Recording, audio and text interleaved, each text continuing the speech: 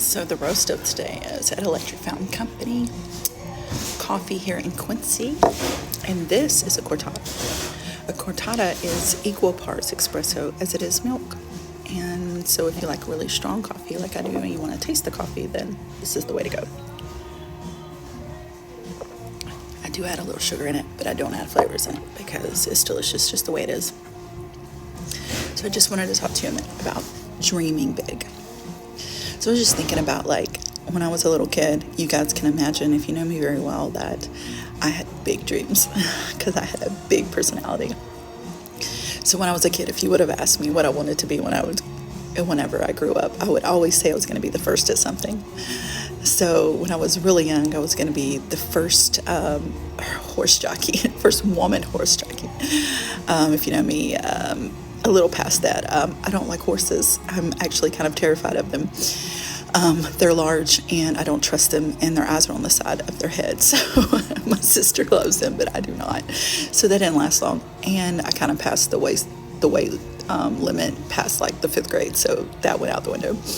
Then I decided I was going to be the first woman NASCAR driver, except for I don't care for cars and I don't like to drive fast, so there with that.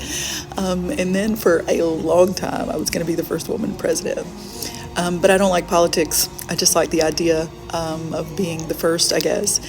And then it all kind of, life happened, and I don't know, I quit dreaming, and you guys know how that goes. But if you think back to when you were a kid and all the things you used to say you were going to be, I think you'll kind of find that somewhere in there is what you were actually meant to be.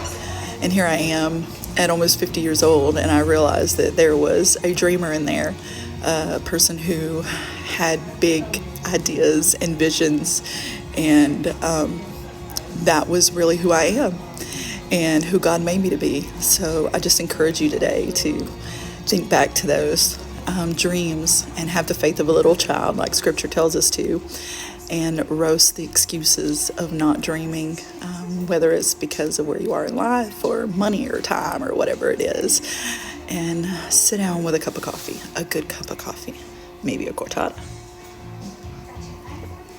Dream big and do whatever it is that God's called you to do. Y'all have a good day.